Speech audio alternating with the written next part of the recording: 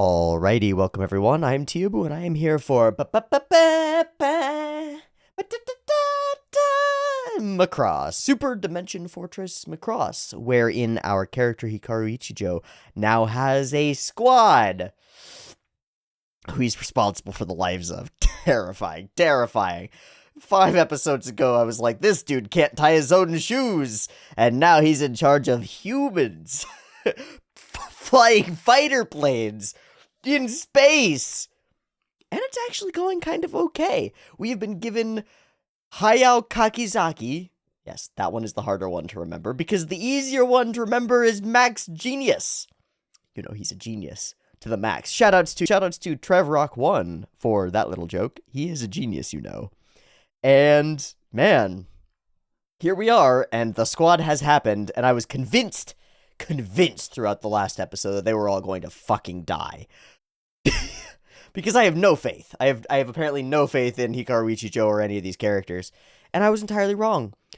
Max Genius killed like 300 Zentradi on his own. And Kakizaki didn't do great, but he survived. So, now we're building toward what might be like a traditional squad archetype thing. Immediately, I think 5-man band, because we've got the archetypes, except does Hikaru work as leader? I don't know. Putting that one to the side, Kakizaki hits us with the brawn, and Genius hits us with the brains, and that's checkbox on in terms of the 5-man band squad style. The things that are necessary still left off. We get the brains, we get the brawn, we need a leader. That's nominally Hikaru Ichijo. Again, I'm a little bit iffy on whether he actually fits that role. We need an emotional center. Lin Minmay seems to be a pretty good candidate for that role. And then I forget who the last one is supposed to be. The contrasting foil.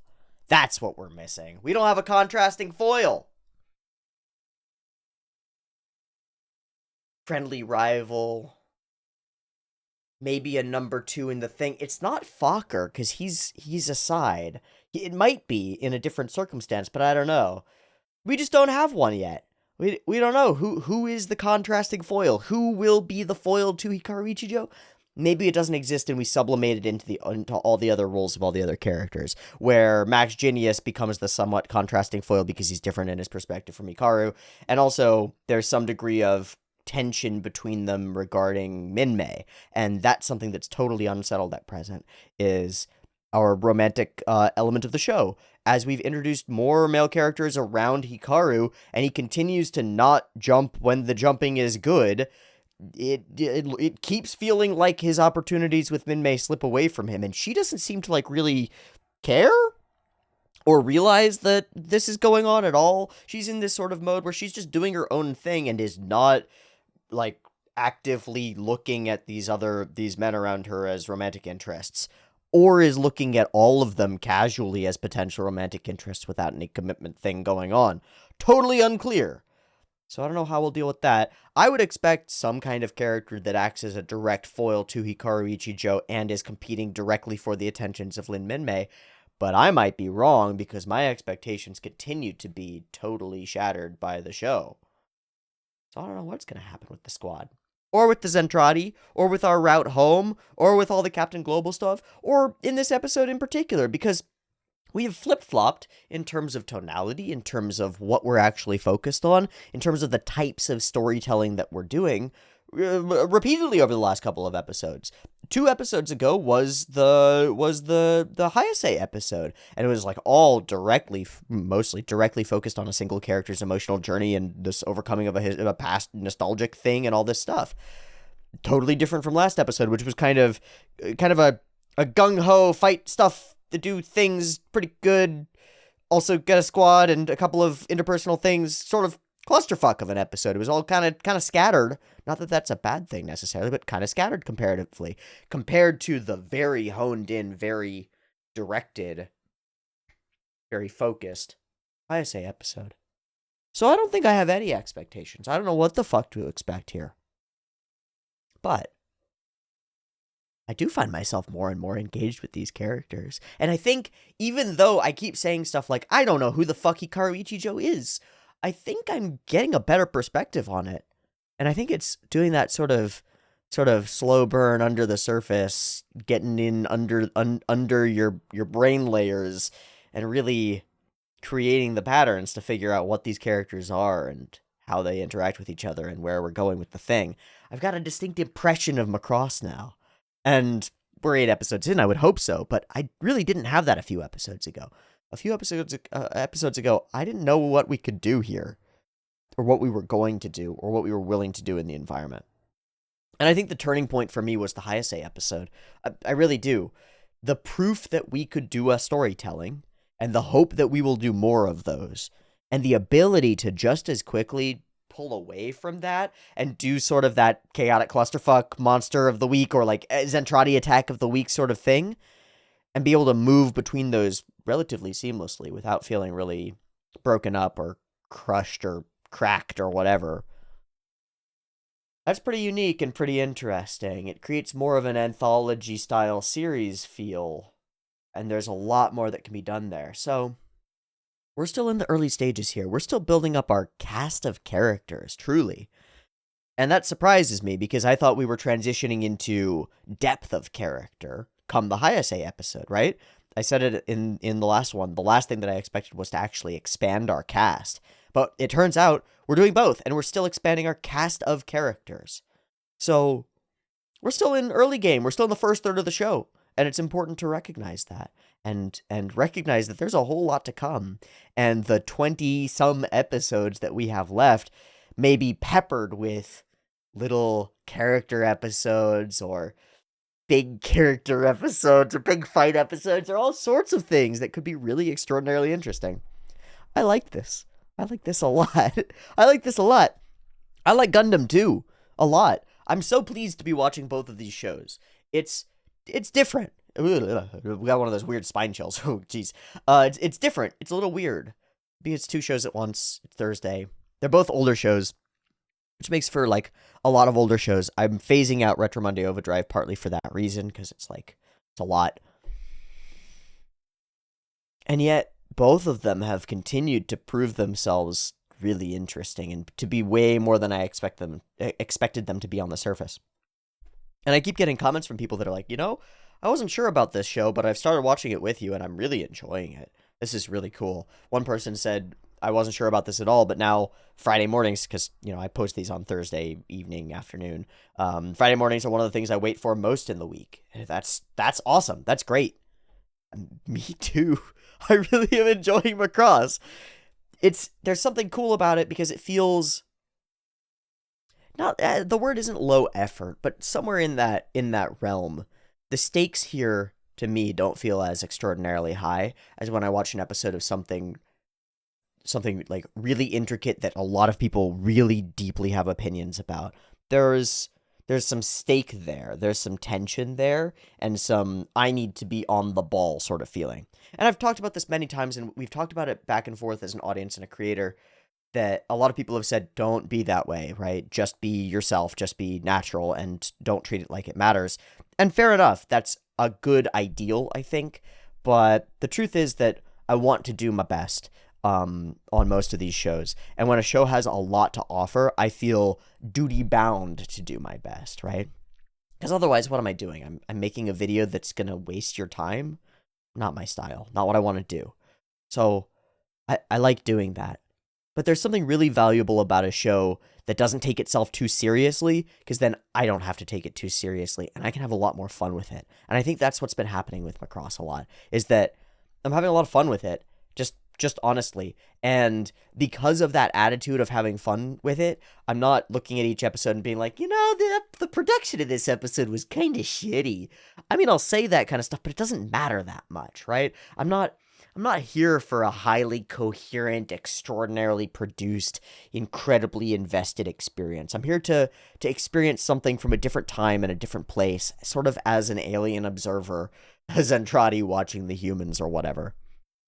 All this to say that I've been really enjoying the way that we're watching Macross, the nature and tone of Macross itself, even though I still don't understand what the tone is actually, because it's so insane. And that's part of the great thing about it. We're going into a new episode, and I don't know what we're going to experience. I really don't. It's like watching an episode of Space Dandy or all the really great Watanabe shows, except Bebop. You mostly know what you're gonna get in Bebop, but still, even Bebop, Carol and Tuesday, Space Dandy, Samurai Champloo, any of those Watanabe anthology shows where you get like a different director every episode and a different style and a different story and a different thing entirely, and you don't know what you're gonna get into. And one episode might be this like incredibly intricate, honestly, like horrifying and deep, extremely romantic and intricately developed romance sequence between this Japanese courtesan and this like a Mugen, insane roaming samurai guy who kind of fall for each other, and then she tries to murder him. Like, that's one episode, and then the next episode, you're all rapping and playing baseball. Real thing in Samurai Champloo. I don't think the episodes are right back to back, but they're close enough. Like, 2 episodes in the same show, and one of them is like a deep, heart-wrenching romance, and the other one is rapping and playing baseball in samurai times. Right. So you go into an episode and it's like, roll the gotcha. It's like, give me the lottery ticket. Bingo, baby. What am I gonna get? And the same, to some extent, goes for Macross. Will we be in space? Certainly. Will we fly Veritech pilot flyer plane things? Whatever they're actually called. People are super mad at me for calling them one thing instead of the other thing, because they're like, no, that's a Robotech thing. It's wrong. It's a lie. I don't care. Fighter plane go whoop whoop. Go voop voop, zoom zoom, pew pew, done. How many? So Hikaru Ichijo gets inside his Evangelion and tells his dad, Char Aznable, that he's not gonna fight for the Aayuk anymore because he's a new type now. How many fandoms did I just piss off? Ooh. Get in the fighter plane, Amuro! That's 3. Same energy as those things that are like, with great power comes great responsibility, Albus Dumbledore, and it's got a picture of Obi-Wan Kenobi. You know those pictures? I love that shit. I love that shit. It's amazing. So same deal. It's a picture of Hikaru Ichijo, and it says, get in the Gundam. Char Aznable. Oh, I'm gonna lose it before I've even started the reaction. Holy shit. Oh, okay. Okay, I do want to mention a comment from Johann Bauer. Going from private to corporal to sergeant to lieutenant within 8 months means either you are doing insanely well, or your war is going very badly. Battlefield commissions don't come cheap, they're usually paid for in blood. As if keeping his own shite together wasn't hard enough, now Hikaru has responsibilities. One of his charges is like that yapping bulldog pup that will have no idea what to do with the mailman's truck once he catches it, and the other one is a total package humble Chad that can pilot a mech like he's in the Matrix and knows gun fu like John Wick. It is Macross time. So, time for the main character to enter the scene, because Max Genius is the boy. This is why I thought he was gonna get fucking exploded. He's too cool. But he's not gonna get fucking exploded, apparently. He's just gonna be here. And I guess I guess I am a genius. Wow. And still not get exploded despite being full of himself? We'll see. And I think that'll wrap us for this beginning, this chaotic clusterfuck of a beginning for Macross episode 9. I have episode 9 up and ready to go, and I am ready to go, so let's go. It's up.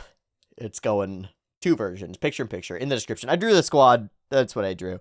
It turned out okay. I'm getting better. I'm not a lot, but I'm getting better. It's like surprising. You do a thing every day for a few months and you might improve at it. Wow. Drawing, it works. Highly recommended.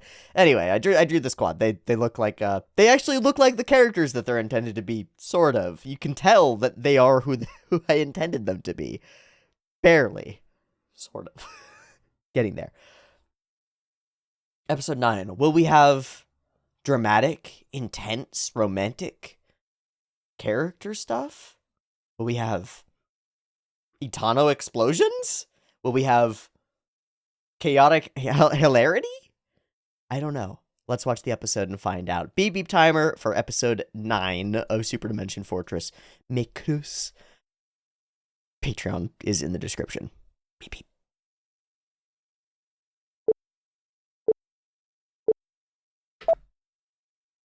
Ba ba ba ba ba. Ba ba ba ba ba. Ba ba ba.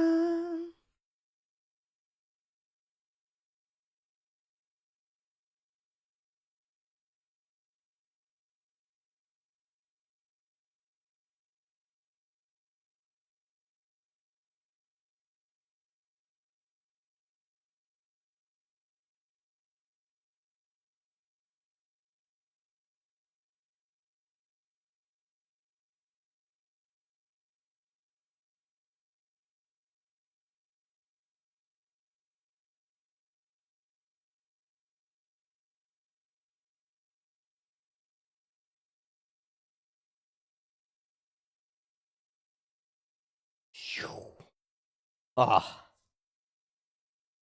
Ah.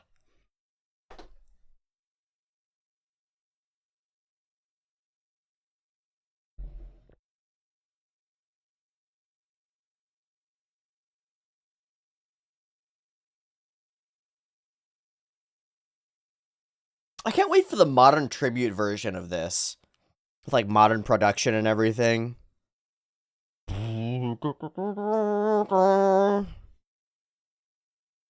Maybe in Do You Remember Love or whatever. I doubt. I don't know. Okay, we're in space. No surprise there. Are those some normal fighters? Those look different. Huh. Establishing shots. As if we're going to be somewhere else. Miss Macross. Hi!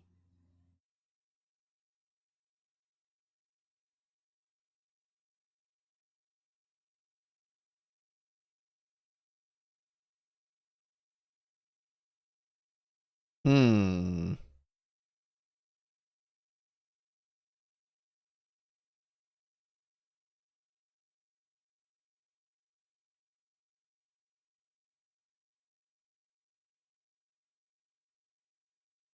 No, that's great for people creating normality.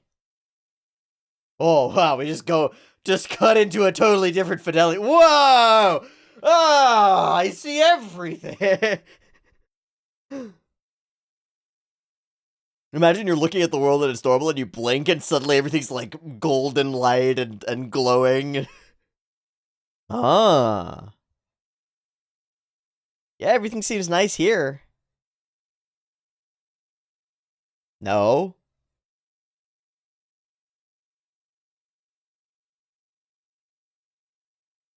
Who? Yes, I want to go to a beauty pageant. Yes. Take me to a beauty pageant. That sounds great. Do they have a bikini section? I kid, but I don't. But I don't. I don't kid. Oh, that is a cute shot.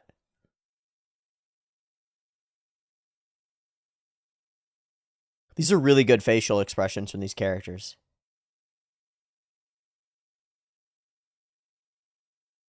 And Max Genius and Kakizaki. We're all coming. Is she? Is she? She's gonna win it too. Cause all the fucking... Wow. Oh, there is a... Wow.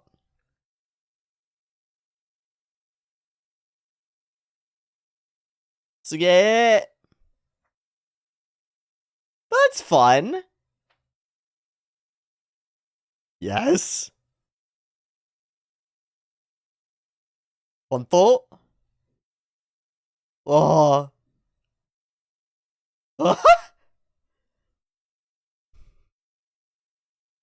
Bruh. Oh, the plane in the background just keeps looking so cool. It seems like fun.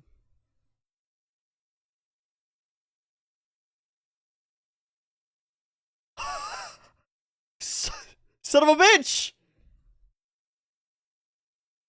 This whole ad that they've created is amazing. It's really quite gorgeous. What, you want to be Miss Macross? Oh, you just don't want people to see Minmay for all she is, huh? Keep that all under wraps. Oh, and the pickles are coming for the contest. Hey, you want to watch a contest? Oh, weird. Oh my god, they're gonna watch their TV. They're not that important. No, wait, hold on. We gotta watch this. We gotta watch this. It sounds great. They all become obsessed with Earth TV.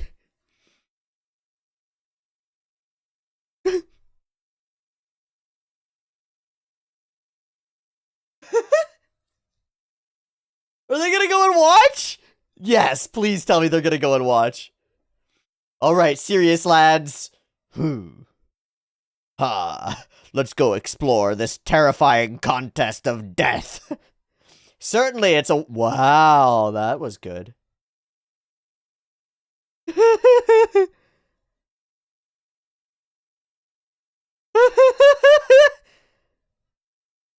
Ah! Oi, Kaze! We will discover what secrets you have.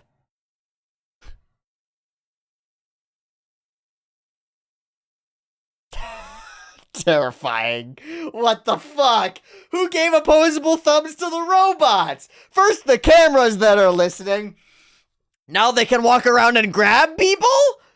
Oh, I got problems. And that's not automated. You got real camera operators, not robotic? What the fuck?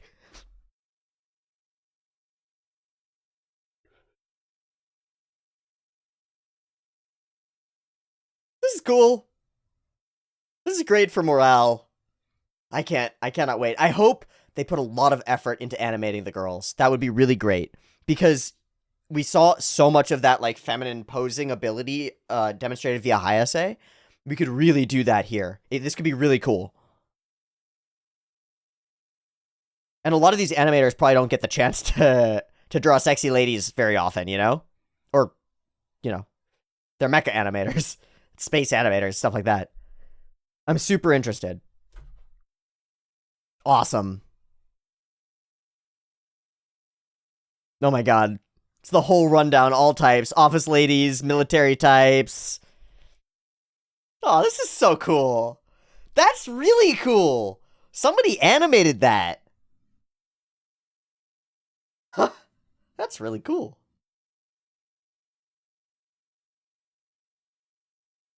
Are either of the two Claudia and Hayase on stage? Oh, the prize?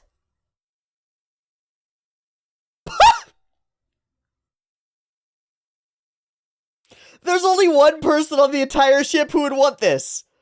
There's one person on the whole ship who would want this, and it's Hikaru Ichijo. Okay, they are not on board on it. That's unfortunate. I think Hayase would win it. She's so hot. I've been won over. What can I say?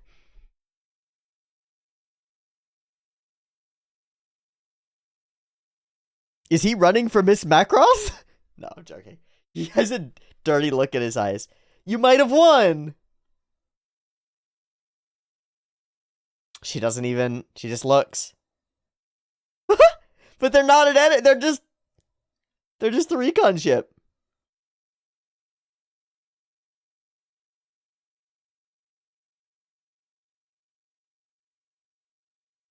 Don't be mean, Hayase. Of course not. Oh, what the fuck? What are you doing, dude? What? Why aren't you at the place?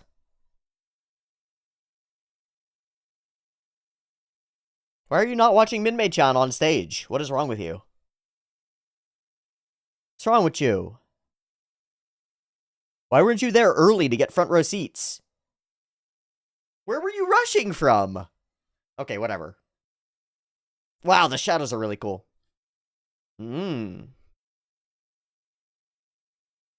Looking at your notes, not sure what to do.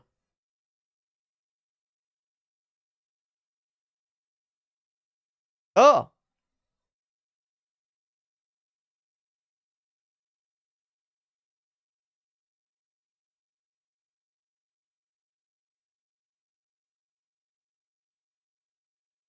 What else are you gonna do?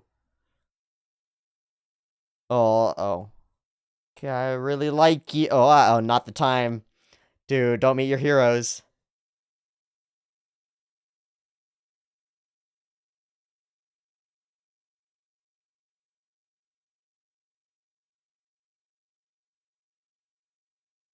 Never meet your heroes.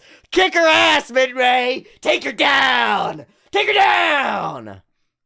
Claws out, babe! Go sing it!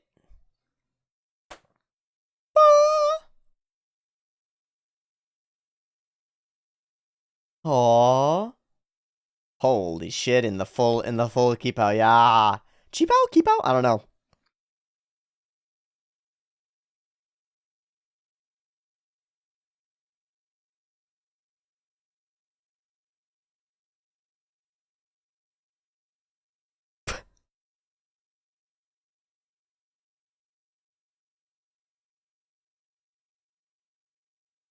Yeah, lots of friends.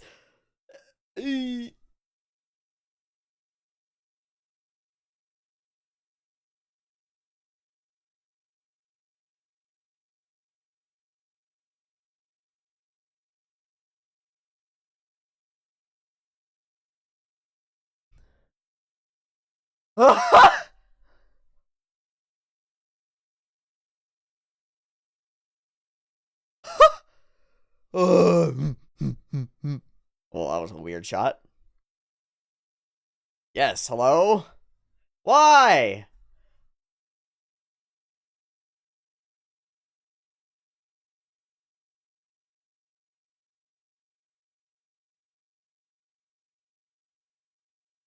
Damn.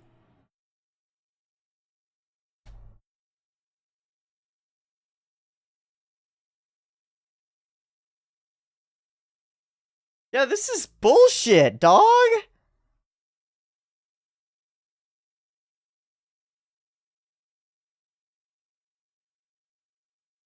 I don't want a Gambareo. I don't want a Gambareo. I want to watch the girl. I was here for a thing.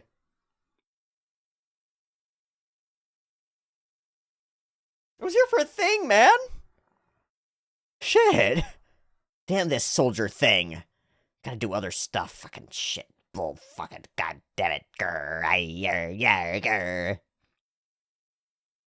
Wow, the seat is way less protected than I thought. We've really never seen any of this stuff, though. This is cool. Yo, okay, I guess not. It actually drops in. Okay. We've never seen any of this stuff. Oh, this is awesome. Oh, this is awesome. That's great. Oh, that's double gorgeous. Some really extraordinary stuff there. That's super cool.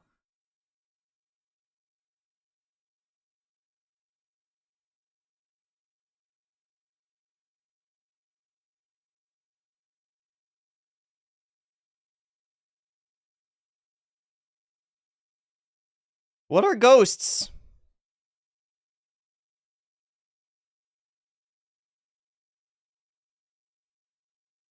You are solo, dog.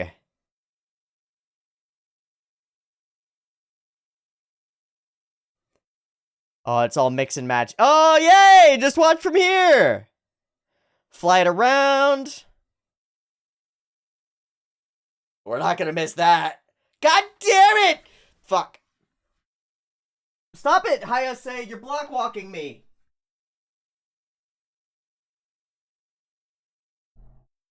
Please stop blink blonking. No more blink blonk.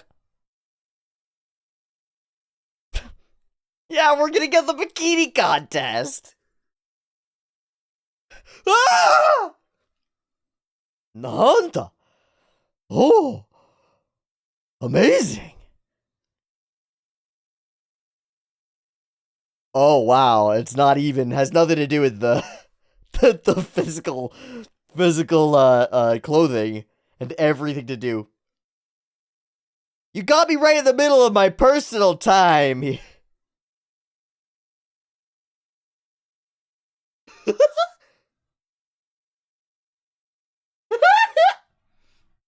Oh, weird. Such static. I'm gonna switch the channel. Yeah, boy. Get it. This isn't what I want, though. Yeah, all right. Yeah, continue. All right. Oh, God. What?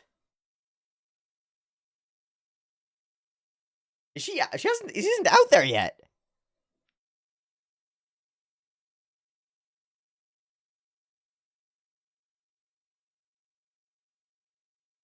This is really interesting. We've got a bunch of dudes sitting around being like, oh my God, a beautiful woman in a bikini. Yes.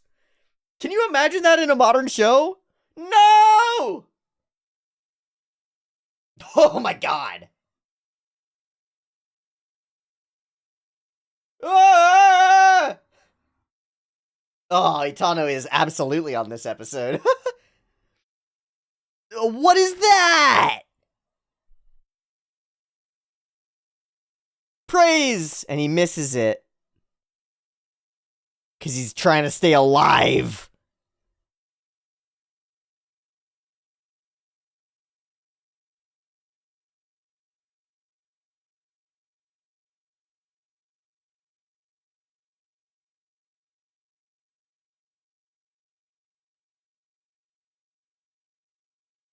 That's actually gonna win you points.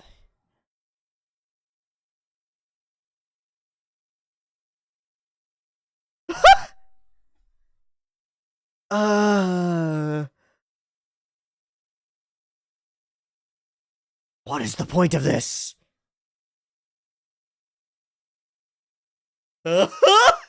Ah, I'm definitely somewhere down here. Very weird. Wow, they're all like battle focused. Son of a. I was watching the show. I was feeling the tinglies. Oh, her heel broke. I wasn't sure what had happened there, because then she was adjusting her top.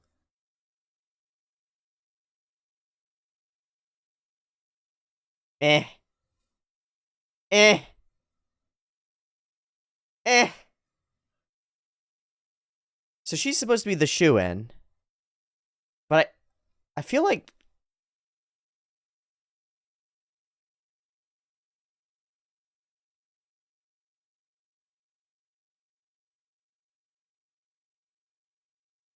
Yeah, it doesn't work for me.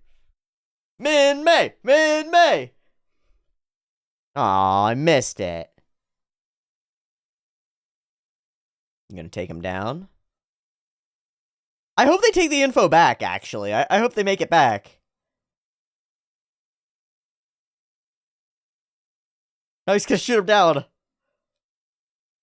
Holy shit, dude. Overkill? Dude, Itano. Blah, blah, blah, blah, blah, blah. And it's just too many. That's gotta be just too many, right?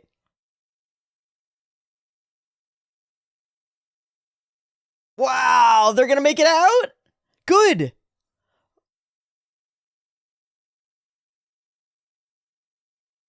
Stop attacking, just flee. Take your important information back home and tell them about beauty pageants. Change the Zentradi cultural norms between men and women. Oh, pop! Speed! He says, completely non-phased.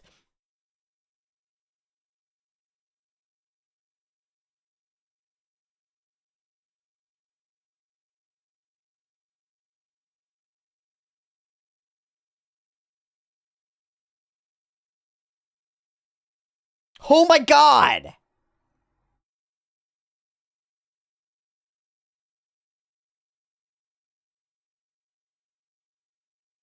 Oh, right, he's as big as one of them. Is he gonna ruthlessly... He's just gonna watch the thing. Winner! I don't know if that was the winner. Oh! He's not gonna fire on them? Oh my god! Hikaru, are you alive? But we got useful information. No! But you have the information. Destroyed an enemy fighter. Nah. Not quite.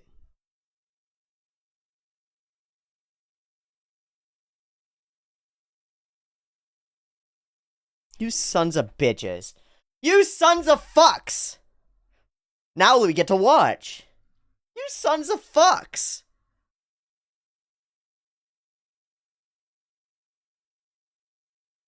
You skipped the whole thing.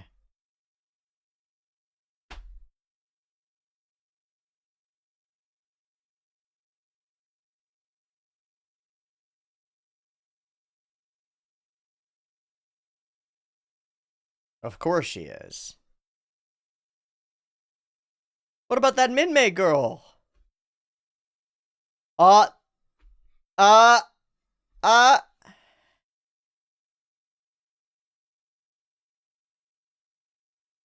Yeah, she's got that cuteness thing.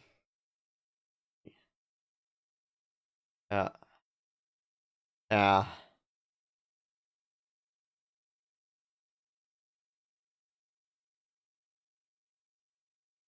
Keep her out of the competition.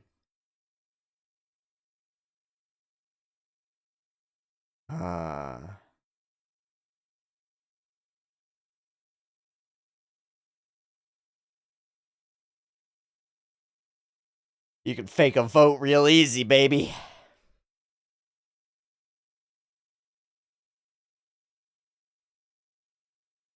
Haha, it'll be me.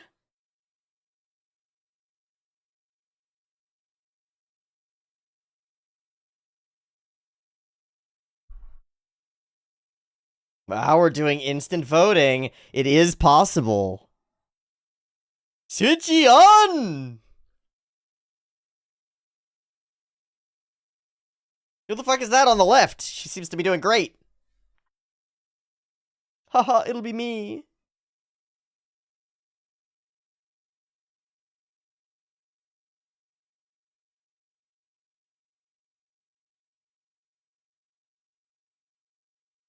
Crazy.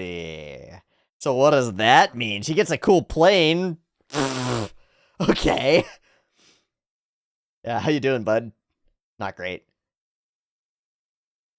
You alive? Minmay is Macross. Holy shit! Queen! Ha Shit, dude, you are now after the most popular girl on station. That is a problem. And we bring back that frame. Interesting. Really? Was this her dream?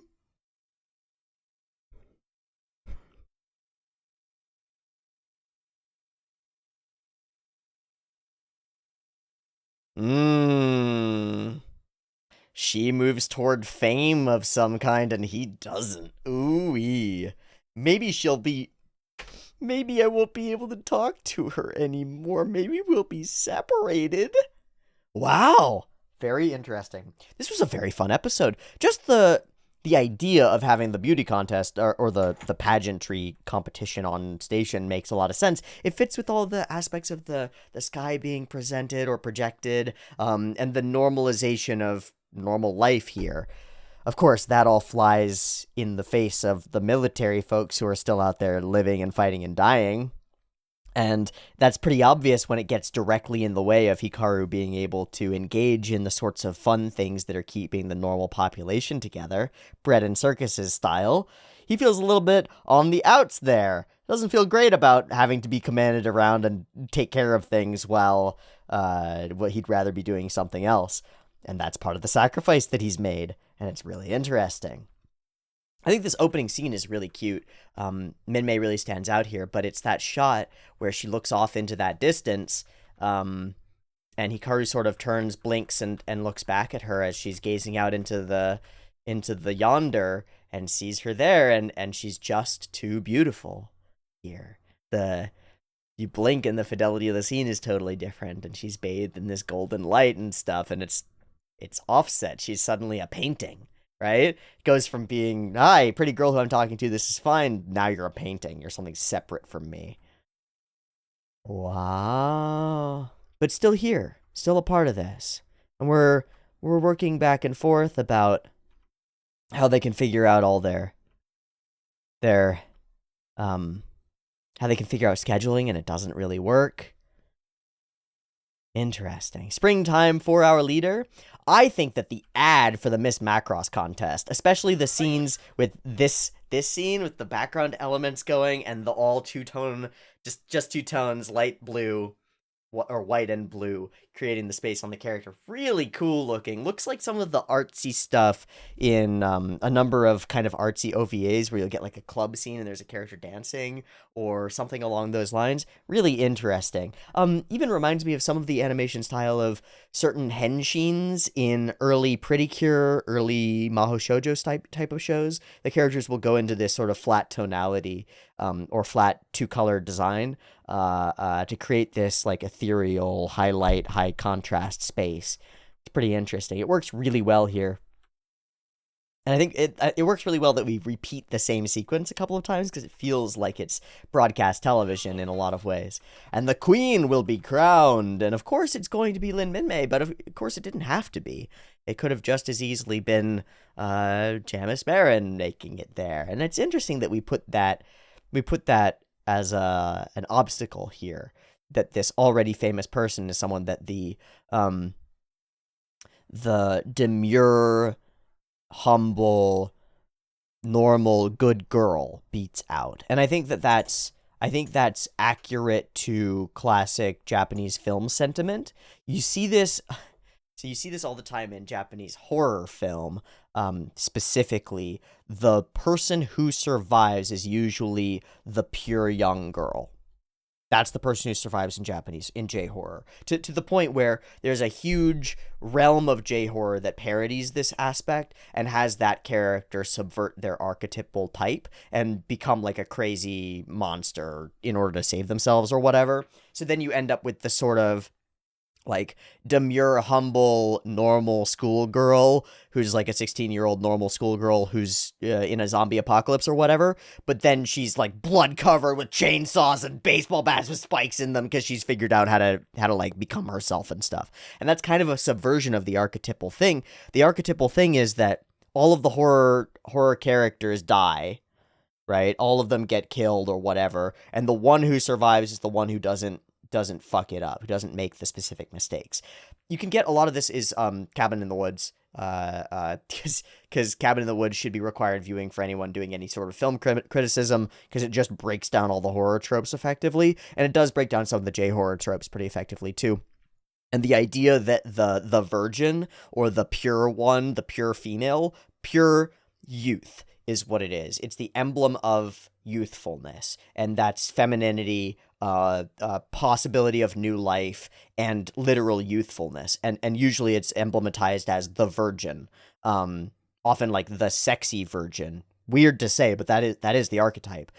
So you have the promiscuous ones get killed, the like arrogant ones get killed, the overly dedicated ones are the last to die. So the self-sacrificing male is usually the last to die. So that's the person who like who eventually sacrifices himself for the future of the feminine. And all those things hit like a much deeper human narrative tradition of sacrifice for the future child, which is just like you have to have that in a society in order for the society to work. Otherwise, it doesn't work because children are important. But young women are more youthful looking than young men in a lot of ways and bear the burden of the future in some real sense. And all of these things you can layer in, and that's correct. So having that as an underdog character who then beats out the already famous Jamis Marin seems right on the money to me.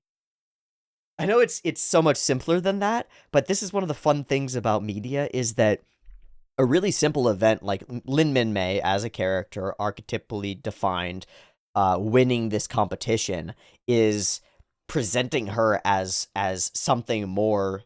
It's taking her character archetype and saying this is the ideal. It really is doing exactly that. It's saying, at least to the people who are on the Macross in this circumstance, in a war-torn landscape with all of these other things going on, they choose not to follow the self-centered, sexy, like, already famous Hollywood actress girl. They follow the community-oriented, family-oriented, helpful, sometimes making mistakes and feeling more relatable because of that, human, beautiful, young girl, Lin Min Mei, with all of these other talents. And it's partly because she's the main character, but then that begs the question, why is our main character all of the things that Lin Min Mei is? Why isn't our main female lead Janice Marin, for example? And the answers bloom out. They become obvious. Not an effective romantic interest for Hikaru, doesn't hit all those emblematic elements, doesn't hit the same push-pull beats, all those things. Of course it's not Janice Marin. Of course it's Lin Min Mei. But then what does it say about all those character archetypes and why we think of them as the things we want in a protagonistic female or a deuteragonistic female? And the answers become quite obvious when you look at a bunch of deuteragonistic females next to each other, and you look at these female romantic lead interests from different shows and you put them all next to each other. You put Lin Min Mei next to Asuka, next to Rei. You put all of those next to God, any character from literally any show, and you start to see differences and similarities, and you start to see how intricately each character is constructed and whether the authors have really thought about it or are just copy pasting from somewhere else. You know, you watch something like Sword Art Online and you're like, Asuna, what a character, but she's full copy pasted. Like she's 5 other characters coagulated into one and copy pasted. Lin Min Mei is too. Certainly, she hits all these archetypal beats, but there's more to it here. And it feels really cool. This also seems to be the thing that's going to build Lin Min Mei herself into the public eye. And we do this little speech at the end about Hikaru seeing her going off into a world that he can't enter. It's unclear exactly what that's going to mean, but we know that Lin Min Mei is going to become famous or sing to some extent, right? She's going to become known. I've always theorized that was part of creating, generating, and maintaining morale on ship. But it's also her dream and goal as well, so it all fits together. And this seems like a big step in that direction because she's now been, her face, her body, her demeanor, her cuteness, and her moe, including the broken heel and the falling and the ow and the adjustment of her top and all those things, those are simultaneously endearing and titillating in a way that makes her really appealing on a bunch of layers to a bunch of people, right?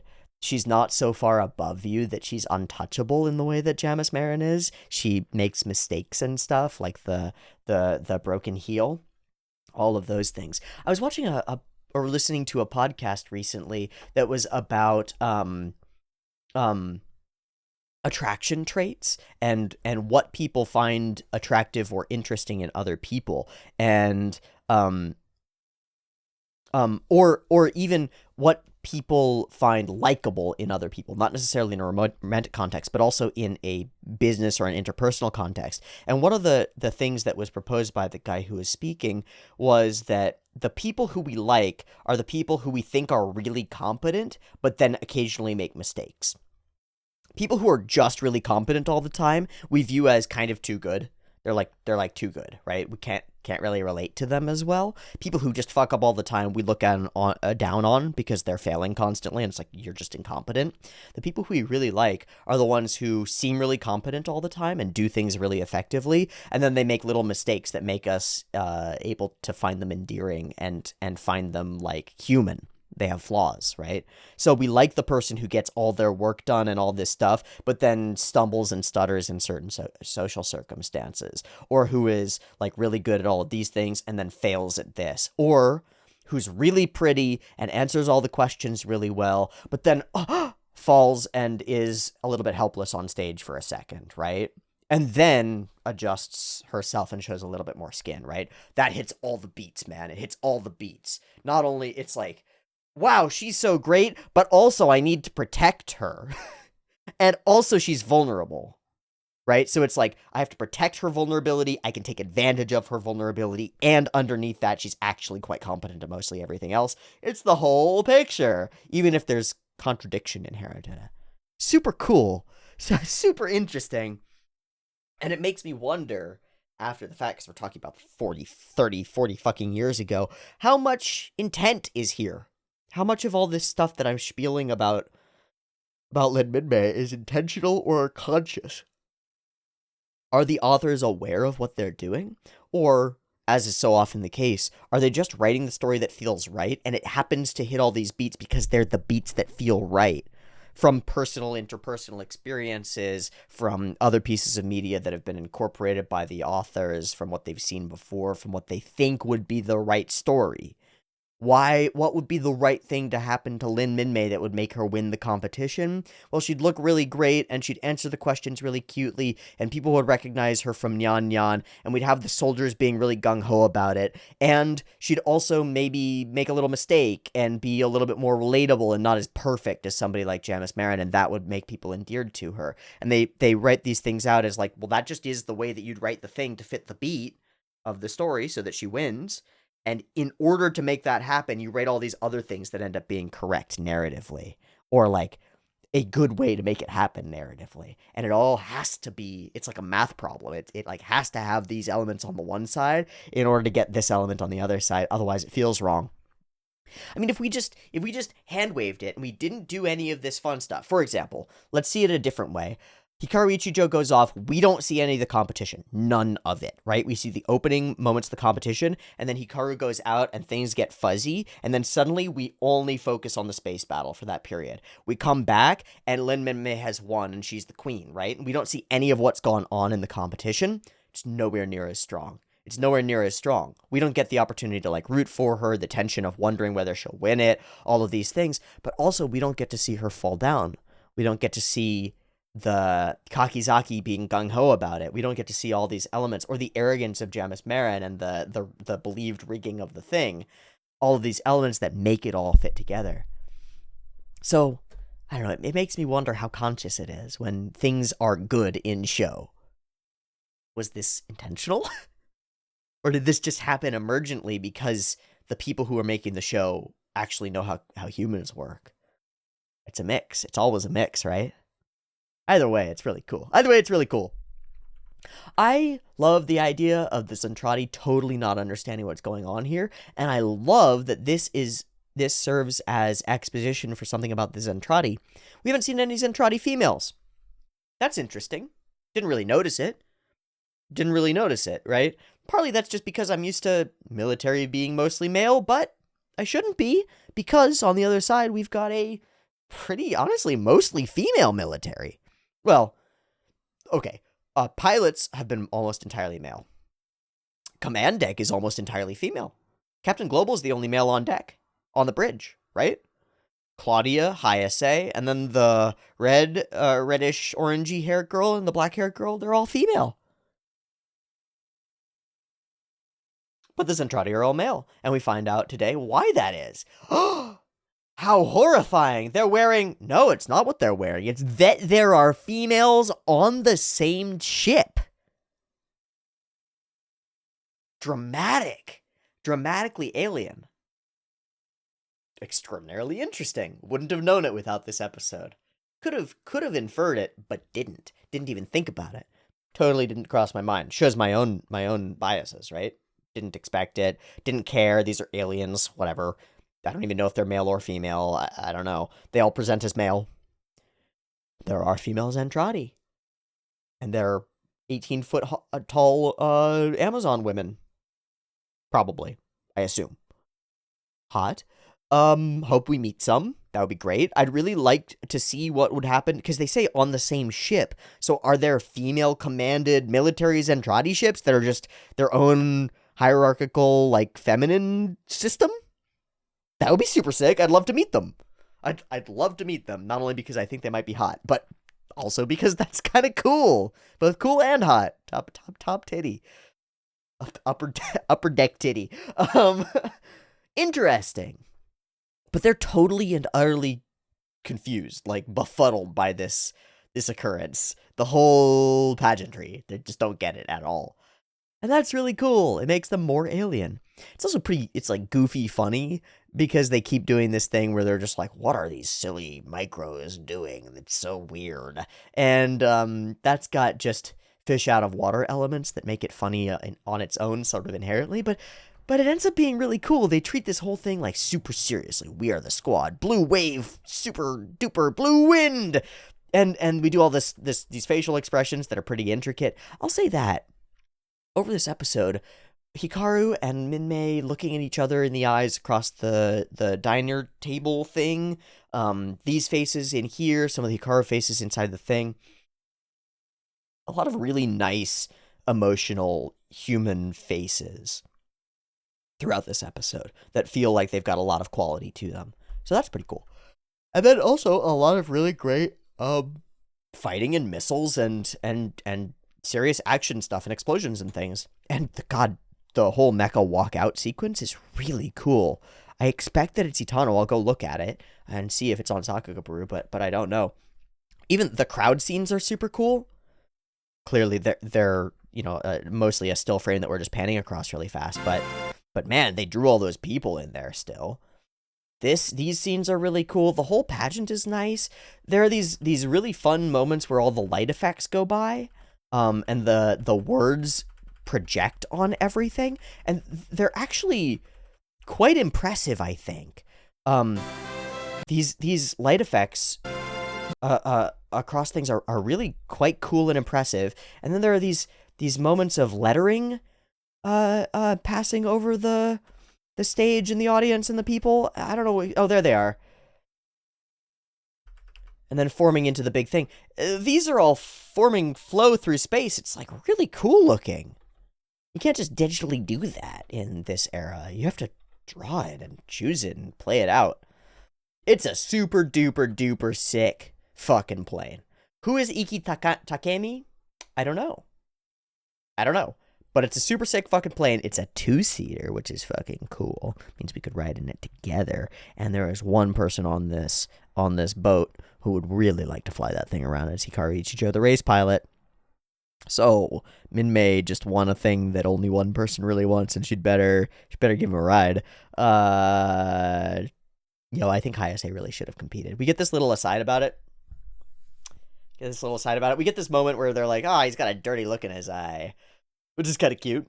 Of course he does. And we'll talk about that in a second, because the way that the male characters interact with this whole pageant is fascinating and just absolutely unimaginable in a modern show. And I like it. I actually really like it. And I'll tell you why.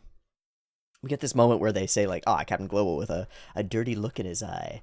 He looks pretty dignified, yeah, but he's got a dirty look in his eye. Uh-huh. And then she turns to Hayase and says, you should have entered. You might have won. And I think so too. She just looks at her and looks back. Hardly registers it. Like, notices that she said it, but doesn't really engage. That's so interesting. It's very cool. I think Hayase would have had a great shot, but we're in Minmay's ball game now, and that's good. Okay. Onward. There's a plane in the sky. Hikaru is rushing from somewhere. I'm not exactly sure where. He gets there, and we get this little moment where we find out that Jamis Baron isn't the nicest. She uses an excuse to bow out and not talk to us. Get big brothered.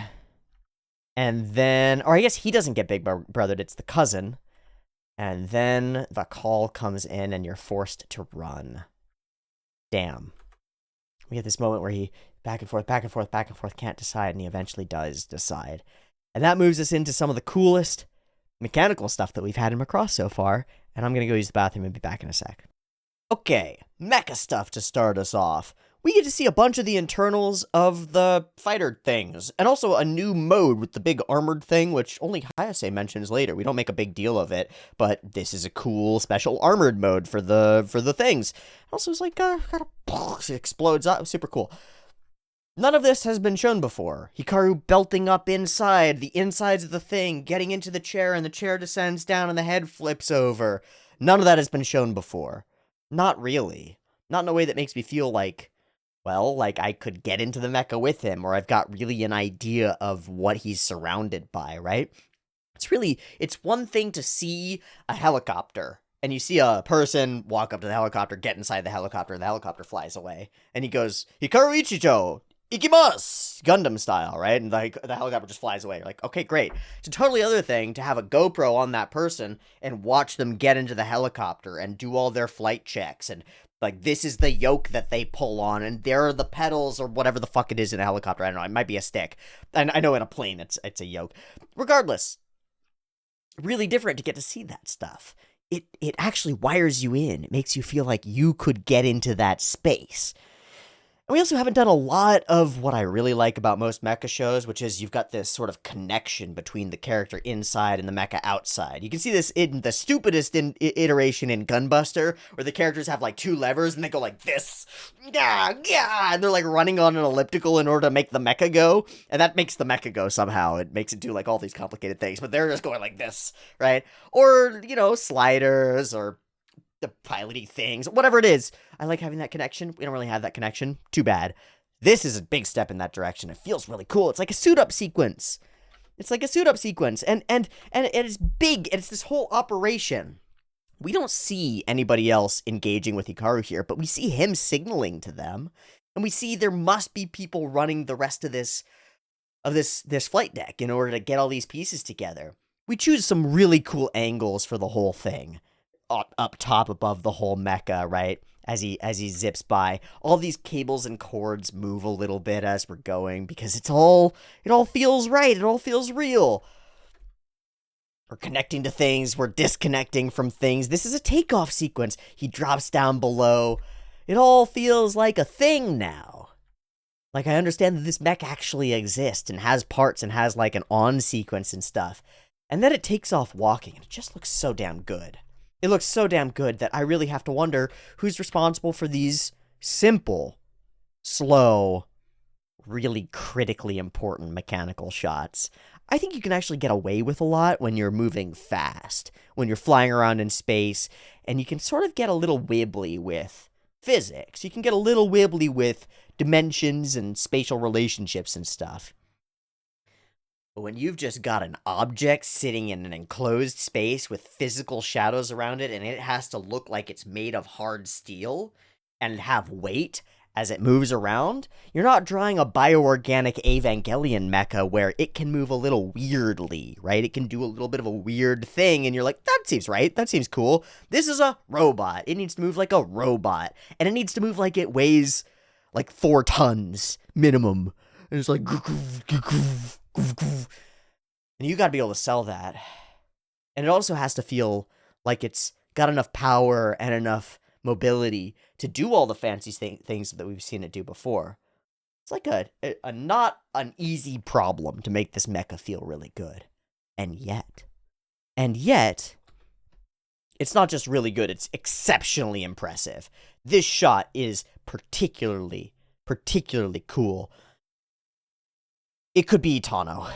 This shot could be Anno. I don't think it is, but Hideaki Anno draws mechs like this. There's this sequence of his that he's got this mecha like coming in through a cityscape and like bashing through a couple of buildings and stuff, and it rotates around, and it reminds me of this sort of style, especially with the sort of fine line outlines that we've got. Very penciled in, not overly darkened, right? Very different from some of the big, shiny, dark lighting that we see in some places, which has a particular style, and I've just forgotten. It's something shadows. I forget who that is. Very different from that. Very distinctive style. Very distinctive relationship between our main subject of the scene, and the actual surroundings, the space that they're in. Very distinct. And then this pan up. Like, that's... The pan up is almost mind-blowing. The pan up is almost mind-blowing, because this shot on its own is really impressive, locked in. Really impressive, locked into this space, locked into this hallway, locked into this three-dimensional space. It's just walking toward a simple loop. Really impressive, very difficult.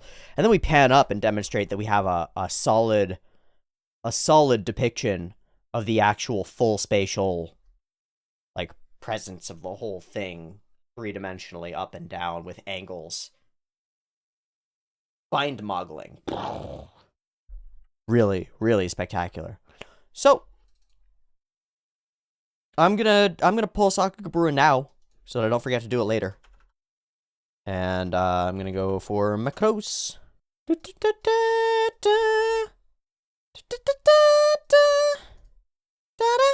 Okay, big missile shot, Itano, presumed. Big missile shot, Itano, presumed. Oh, there's a Hideaki Anno credit. It's not on that sequence. That sequence isn't listed. The one that I mentioned is not listed, but there is a Hideaki Anno credit.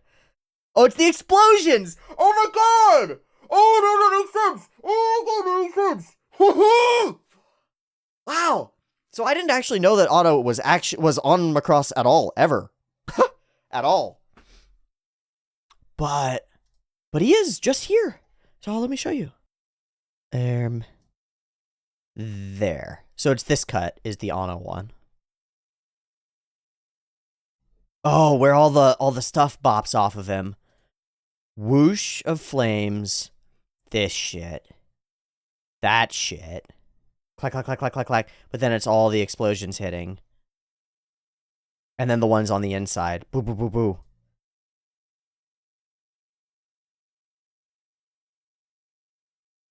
Oh. There's that. I just talked about this. And it is an Annoism in a lot of ways. Not really, but he certainly uses it throughout Evangelion and the Busters. That connection, right? The person inside the mecha does a thing, the mecha does a thing. Connection. The mecha does the thing. He pushes that forward, the jets turn on.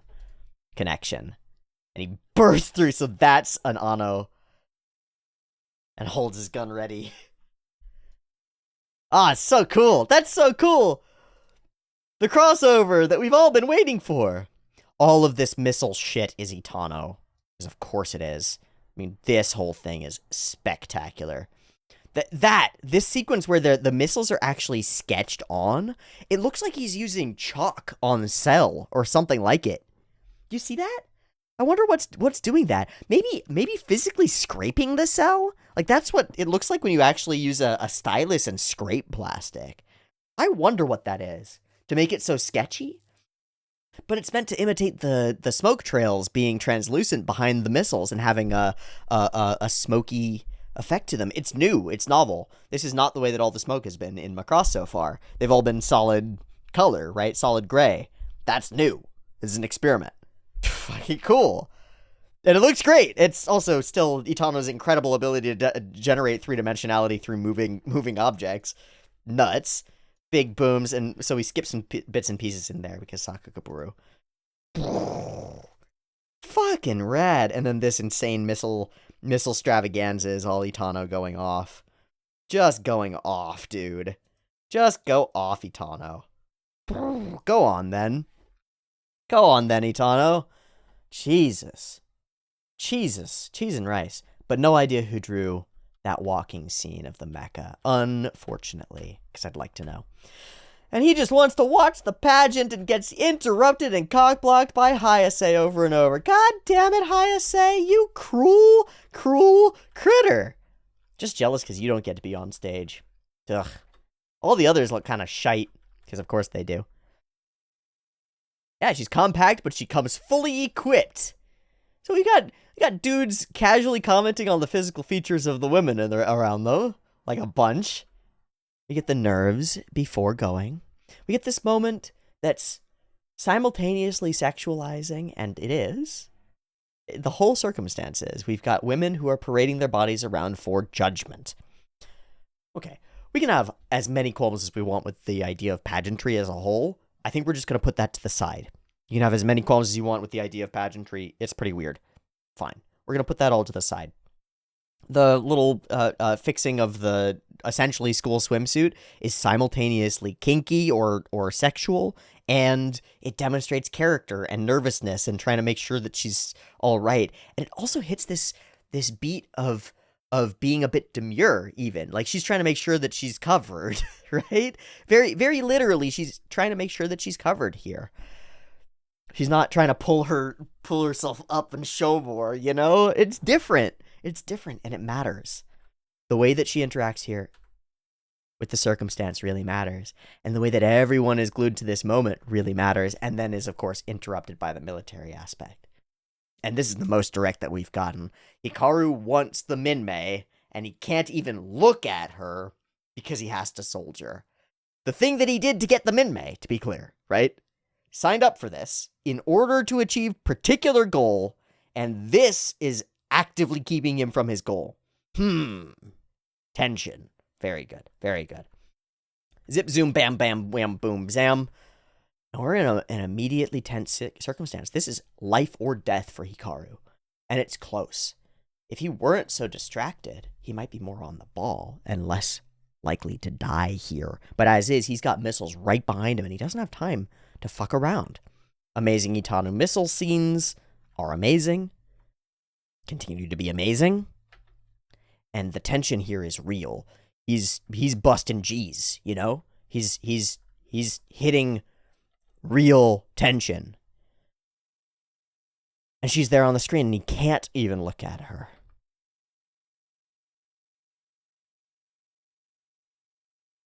$80, $58, $87 is pretty darn good, Minmay. That's pretty great. Some crazy angles. Turns, fires, blah, blah, blah, and somehow manages it. Gets the lock and gets those missiles to explode. And it's in that same moment that her heel breaks. It's like they're connected, or like, you know, you mention someone and they sneeze. It indicates that connection to me, I think. But she falls down, and we do hit that element of vulnerability and making mistakes and normalcy and relatability in Minmay. I think it's great. It really does this really interesting thing. She is sexy and sexualized and human and youthful and vulnerable and powerful and all these things all at the same time. And it makes her so complicated and so deeply appealing. I'm really amazed by it's not character development, it's character demonstration. It's building up who this person is and how everyone is going to see her. And we're part of that everyone. It's really interesting. Ow. And this moment where she's there with her handbag, this is taking a pose in a lot of ways. It hits this moment, and there's this feeling like all the guys in the audience just went, oh, wait, catch her, right? They all moved to, oh, wait, in that moment. And that's exactly it. That's exactly right. Minmay-chan. Of course, these guys don't fucking understand at all. What are they doing? I don't understand. Impossible. And it's through their eyes that we see her adjust herself, and they start feeling weird tinglies. They're not used to sexual relations at all. Like relations between the sexes at all. It's fascinating. So maybe there's something that we have culturally that they just totally lack. They're all about war. Oh, a feeling like when you have battle victory? Just formulate everything as though it's partly battle. They're just orcs. They're orcs. It's actually what's going on here. They're like near asexual orcs who are just like, what is this strange feeling? She has weird protrusions on her chest area, and it makes me feel something in my downstairs place. Like, what the fuck? This is awesome. And then they also get distracted by war. Minmay-chan, not my day. But indeed, it is her day. And we see Janice Marin, and she's kind of, ugh, you know? Yeah, I'm getting everything. Big missile insanity. Of course, Hikaru turns, and the war going on at the same time as a beauty pageant is so weird. It's such an interesting contrast, and I think that's so powerful that we can really continue that into the future. Again, I've imagined this from the very beginning. Hikaru's in battle and it's dramatic and stuff, and the music going on is her singing her heart out at a different time in a way that's thematically related, but they're not aware of each other's circumstance and it's happening at the same time.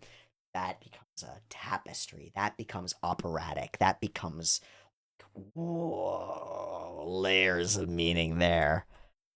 And we get our first taste of that here as she's up on stage doing her thing while Hikaru's on a different kind of stage with nobody watching him doing his own thing. So this is Hideaki Anno. Not Anno. Not Anno. Anno. Anno.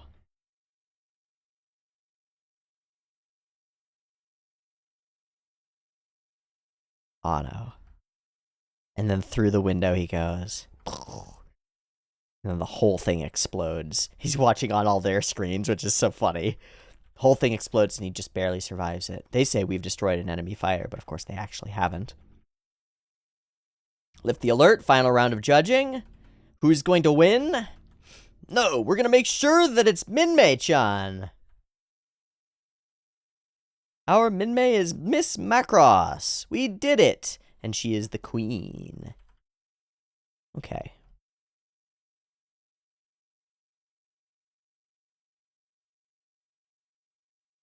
So, there's this moment where Kakizaki and Genius say this. It's even before she comes out on stage, so it's a little bit weird in terms of the timing. But they say basically, damn, Minmay-chan is petite, but she sure is stacked. And there's this whole attitude throughout all of the moments where we jump to the men who are watching this. We don't really show many women who are watching this. We just don't. The people on the bridge are, and they're rooting for Minmay, right? They're rooting for it. They're into it.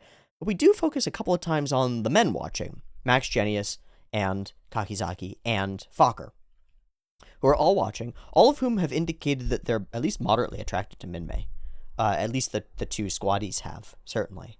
And all of them are rather casually commenting on the physical features of attractive women, like it's normal. Can you imagine that happening in a modern show? I can't. I think it's totally acceptable. Especially in context. I think a modern show would bend over backward to try to avoid it in a way that would be way weirder. That would be way weirder. I think this is actually the way that, closer to the way that people really treat each other.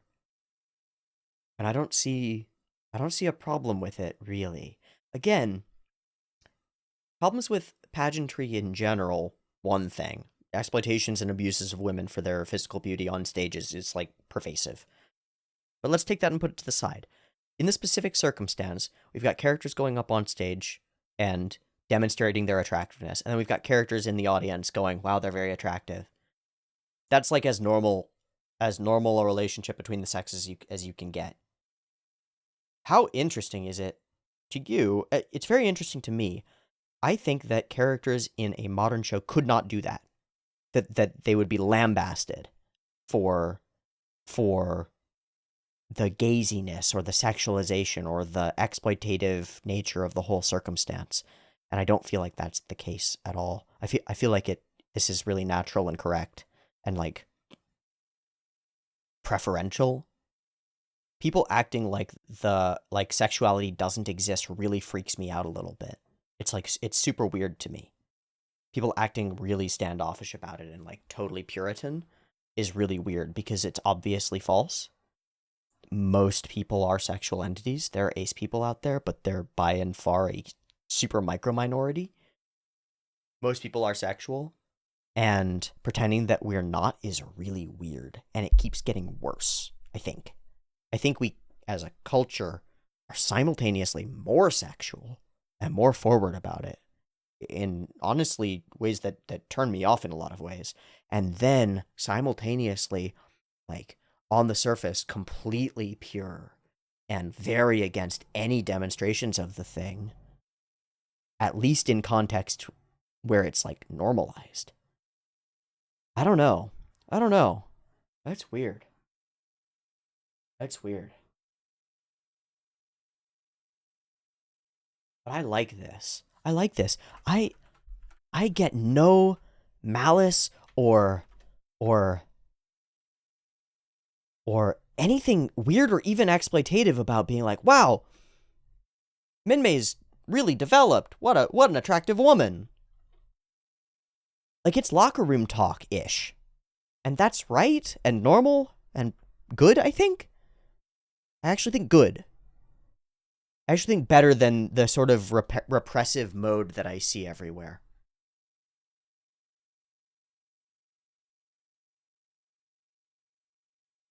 I much prefer this to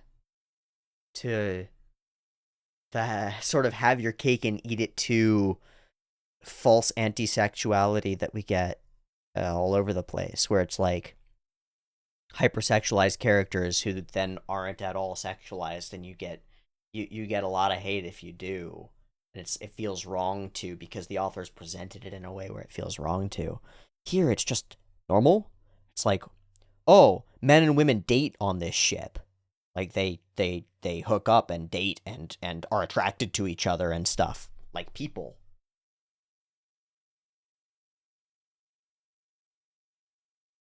Feels like everyone's a lot less scared, a lot less afraid of judgment.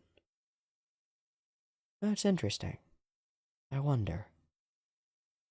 Definitely an era sort of thing, isn't it?